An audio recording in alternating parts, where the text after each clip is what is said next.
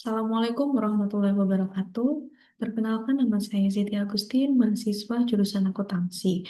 Pada kesempatan kali ini saya akan memaparkan hasil analisis laporan keuangan pada salah satu perusahaan terbesar di Indonesia, yaitu perusahaan Indofood Sukses Makmur. Sebelumnya mohon maaf karena gambarnya sedikit gelap karena faktor dari kamera laptopnya. Untuk itu saya izin akan share screen bahan paparannya. Ya, nah, seperti kita ketahui bahwa PT Indofood Sukses Makmur ini merupakan salah satu anak perusahaan dari Grup Salim. Ya, dan eh, perusahaan ini merupakan perusahaan produksi, ini ya, produsen makanan, dan merek-merek makanan ini sangat-sangat sangat terkenal sekali karena merupakan makanan yang sering dimakan masyarakat. Salah satunya adalah Indomie, bumbu Indofood, lalu ada saus juga, lalu ada sirup, terus ada tepung segitiga biru, cakra kembar, dan lain-lain. Ini adalah salah, ini adalah gambar produk-produknya. Ada Prominasun, dari makanan ada dari makanan ringan sampai makanan instan, sirup, kecap, saus, air mineral, banyak sekali. Nah, kode saham dari PT Indofood Sukses Makmur ini adalah INDF, yang didirikan pada tanggal 14 Agustus 1990. Baik, ya, kita langsung saja ke analisis laporan keuangannya. Yang pertama adalah analisis horizontal, yaitu menganalisis atau membandingkan akun-akun dengan tahun-tahun sebelumnya. Ini adalah perbandingan pada tahun 2023 dan 2024. Untuk aset mengalami kenaikan dan pertumbuhan sebesar kurang lebih 8,1%. Untuk liabilitas mengalami kenaikan juga, mengalami pertumbuhan 7,7%. Untuk ekuitas juga mengalami perubahan sebesar 8 jutaan dan pertumbuhan 8,5%. Kemudian untuk penjualan bersihnya juga mengalami peningkatan sebesar 4 juta sehingga pertumbuhannya 3,7%. Untuk laba bruto juga mengalami pertumbuhan sejumlah 11,3%. Laba usaha juga mengalami pertumbuhan sebesar 17,4%.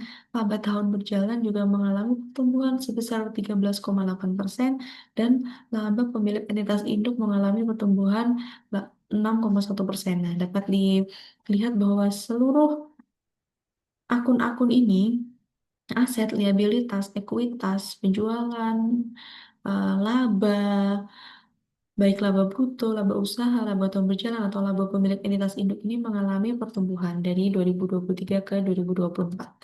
Nah, ini adalah grafik hasil analisis horizontalnya, yang warna biru adalah 2024 dan warna oranye adalah 2023. Nah, dapat dilihat secara grafik pun terlihat sekali bahwa 2024 ini mengalami peningkatan. Baiklah, kita lanjut ke analisis vertikal. Itu kita membandingkan pos-pos terhadap total aset dan juga terhadap penjualan bersih. Oke, kita bandingkan pos-pos yang ada di neraca terhadap total aset. Yang pertama adalah aset lancarnya pada tahun 2023 adalah 33,8%, sedangkan untuk persentase pada tahun 2024 adalah sebesar 39,6%, sehingga aset lancar ini mengalami kenaikan yang signifikan yang akan menghasilkan likuiditas yang meningkat. Kemudian untuk aset tidak lancar mengalami penurunan pada tahun 2023, persentasenya adalah 66,2%, sedangkan pada tahun 2024 persentasenya 60,4%. Hal ini disebabkan oleh penurunan nilai investasi jangka panjang, amortisasi aset tidak berwujud, penurunan aset pajak tangguhan, dan juga piutang plasma. Kemudian untuk liabilitas juga mengalami penurunan. Pada tahun 2023, persentasenya adalah 46,1% dan pada tahun 2024 persentasenya 45,9%. Dapat dilihat bahwa untuk diabetes memang terjadi perubahan namun tidak signifikan ya. Jadi memang relatif stabil untuk struktur modal seimbangnya. Kemudian untuk ekuitas, ekuitas mengalami kenaikan pada tahun 2023 sebesar 53,9% dan pada tahun 2024 sebesar 54,1%. Walaupun kenaikannya hanya sekitar 0,2%, tapi dapat kita simpulkan bahwa ekuitas pada tahun 2024 ini mengalami peningkatan daripada tahun 2023 dan pendanaannya ini lebih banyak dari modal sendiri karena ekuitasnya kan lebih dari 50%. Jadi sekitar 40-an persennya itu adalah berasal dari hutang. Kemudian kita analisis pos-pos yang ada di laporan laba rugi. Kita bandingkan terhadap penjualan bersihnya. Untuk beban pokok penjualan mengalami penurunan pada tahun 2023 persentasenya sebesar 67,7% dan pada tahun 2024 persentasenya 65,3%. Beban pokok penjualannya ini turun dan dapat kita asumsikan bahwa efisiensi produksi dari PT Indofood ini meningkat sehingga beban pokok penjualannya mengecil. Untuk laba bruto mengalami kenaikan pada tahun 2023 sebesar 32,3% dan pada tahun 2024 sebesar 34,7%. Nah, kenaikan laba bruto ini menandakan bahwa margin laba kotornya membaik. Kemudian untuk beban penjualan dan distribusi mengalami peningkatan walaupun hanya 0,5% pada tahun 2023 sebesar 10,1% dan pada tahun 2024 sebesar 10,6%. Untuk beban umum dan administrasi mengalami penurunan 0,2%, namun masih stabil dan juga masih efisien. Untuk laba usaha mengalami peningkatan dari 2023 sebesar 17,6% dan pada tahun 2024 sebesar 19,9%. Hal ini menandakan bahwa kinerja operasional PT Indofood ini meningkat tajam. Kemudian untuk laba tahun berjalan juga mengalami peningkatan pada tahun 2023 sebesar 10,3% dan pada tahun 2024 sebesar 11,3%. Hal ini menandakan bahwa profit margin bersihnya membaik. Dan untuk laba pemilik entitas induk juga mengalami peningkatan walaupun hanya 0,2%. Hal ini menandakan bahwa labanya konsisten dan juga solid. Nah, ini adalah grafik hasil analisis vertikalnya. Dapat kita lihat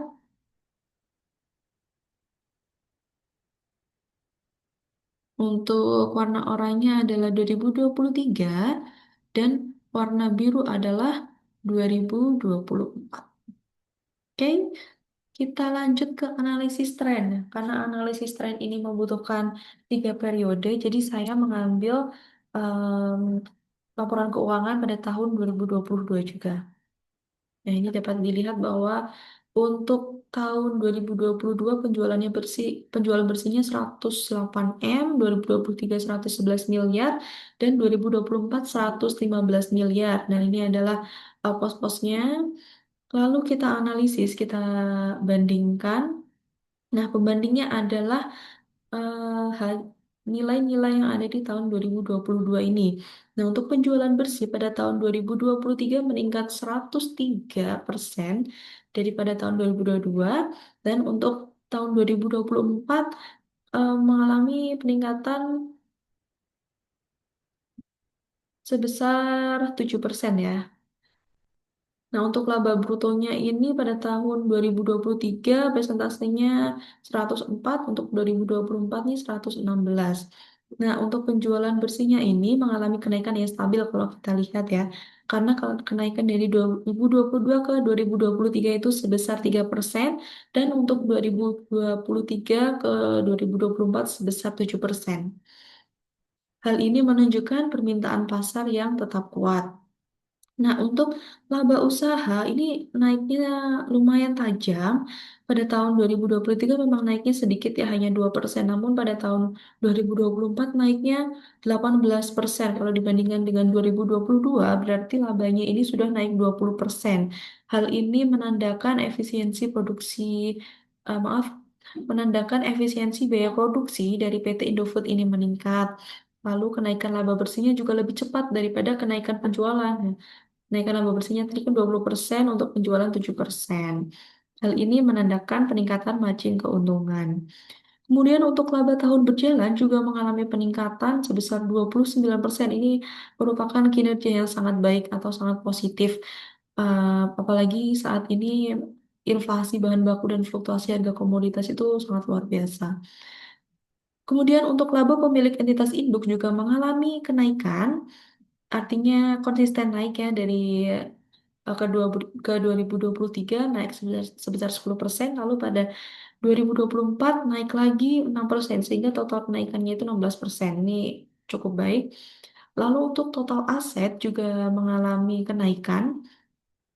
Total kenaikan dari 2022 ke 2024 itu ada 10% maaf, 11% untuk aset, dan liabilitasnya juga naik sebesar 10%. Namun liabilitas ini naiknya seimbang ya, tidak ada lonjakan yang sangat tajam. Jadi masih aman. Lalu untuk total ekuitasnya juga naik, total naiknya sebesar 11% ya.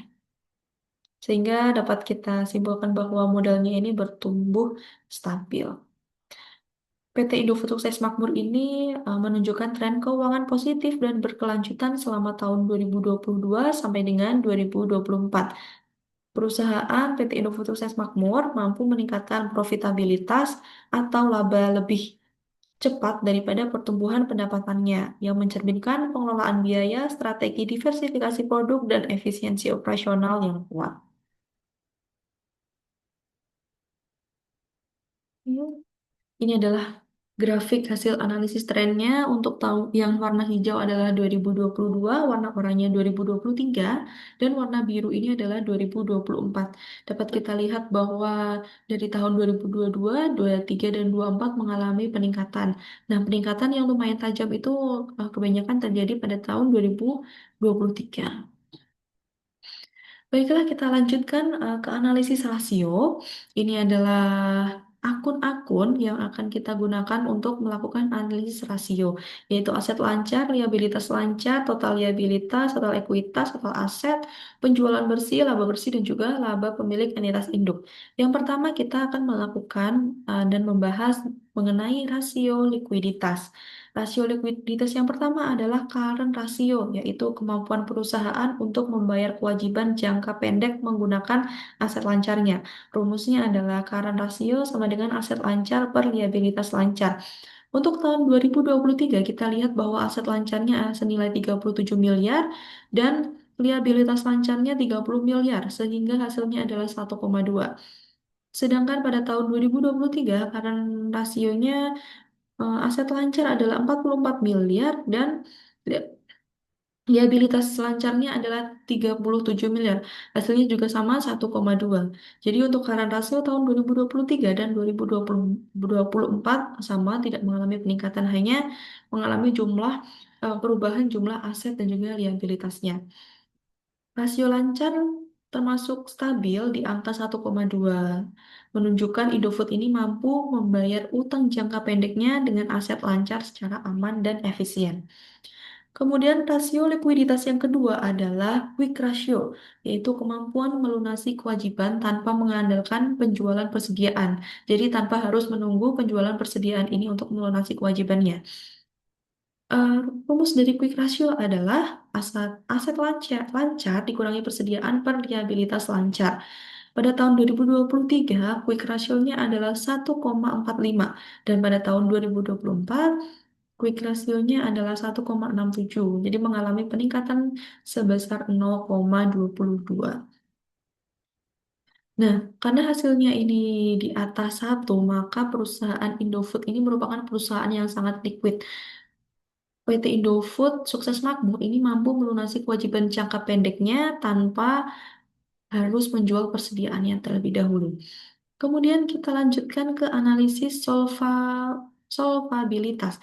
Yang pertama adalah DAR atau debt to asset ratio. Kita membandingkan total utangnya dengan total aset.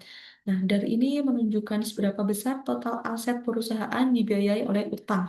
Pada tahun 2023, dan kita lihat bahwa persentase DAR-nya adalah 46,1% dan pada tahun 2024 persentasenya adalah 45,9%. Hal ini menunjukkan bahwa untuk aset perusahaan sebagian besar masih dibiayai oleh modal ya, karena untuk 2023 aset yang di 46,1 aset dibiayai utang dan pada tahun 2024 45,9% aset dibiayai oleh utang. Jadi masih lebih banyak yang dibiayai oleh modal.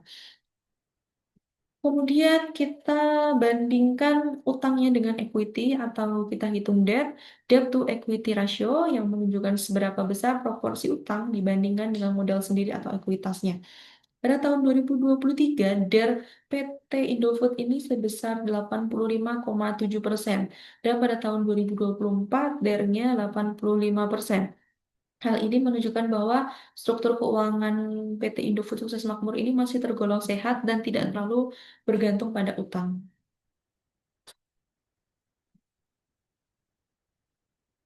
Oke. Nah, yang ketiga, mari kita bahas mengenai analisis profitabilitas. Ada tiga. Yang pertama, kita menghitung net profit marginnya atau NPM, yaitu berapa persen dari pendapatan yang benar-benar menjadi laba bersih setelah dikurangi semua biaya dan juga pajak. Untuk menghitung NPM, rumusnya adalah laba bersih per penjualan bersih kali 100%. Nah, pada tahun 2023, NPM-nya sebesar 10,3% dan pada tahun 2024 mengalami peningkatan NPM ya lah. Net profit marginnya meningkat sebesar 1%, yaitu besarannya sebesar 11,3%. Kemudian untuk return on asset atau ROA, ini menunjukkan seberapa efisien perusahaan menggunakan asetnya untuk menghasilkan keuntungan. Jadi kalau ROA ini rumusnya adalah laba bersih per total aset kali 100%. Pada tahun 2023, ROA PT Indofood sebesar 6,2% dan pada tahun 2024 ROA-nya adalah 6,5%. Jadi kalau NPM kita bandingkan laba bersihnya dengan penjualan bersih dan kalau ROA kita bandingkan laba bersihnya dengan total aset. Nah, untuk NPM dan juga ROA ini masih tergolong sehat semua. Nah, kalau ROA ini memang besarannya kecil sebenarnya 6,2 dan 6,5. Tapi karena PT Indofood ini merupakan perusahaan yang besar dan juga eh, penghasil maaf bahan makanan, jadi nilai ini masih termasuk sehat karena asetnya yang diperlukan untuk memproduksi eh, makanannya itu juga sangat besar asetnya. Nah, kemudian yang ketiga adalah return on equity atau ROE, yaitu seberapa efisien perusahaan menggunakan modalnya untuk menghasilkan keuntungan. Rumusnya kita bandingkan laba bersihnya dengan total ekuitasnya. Untuk tahun 2023, ROE-nya adalah 11,4% dan pada tahun 2024 ROE-nya sebesar 12%. Oke, kita ke rasio aktivitas, yaitu rasio yang terakhir. Kita akan menghitung total asset turnover atau TATO. Nah, rumusnya adalah penjualan bersih per total aset kali 100%. Ini saya masih salah ya. Harusnya TATO ini bukan GPM. Untuk 2023, presentasenya adalah 59%. Dan untuk tahun 2024, presentasenya 57% memang mengalami penurunan, namun penurunannya tidak signifikan. Nah, ini dia kita lihat grafik hasil analisis rasionya untuk current rasio sama, tidak mengalami peningkatan, quick rasio mengalami peningkatan di 2024. Untuk DAR-nya sedikit ini ya, lebih tinggi 2023, DER-nya juga lebih tinggi 2023, NPM-nya lebih tinggi 2024. Nah, untuk tatonya memang lebih banyak lebih tinggi tahun 2023. Lalu, dari hasil analisis laporan keuangan terhadap PT Indofood Sukses Makmur, dapat ditarik kesimpulan bahwa yang pertama, pertumbuhan keuangan perusahaan positif.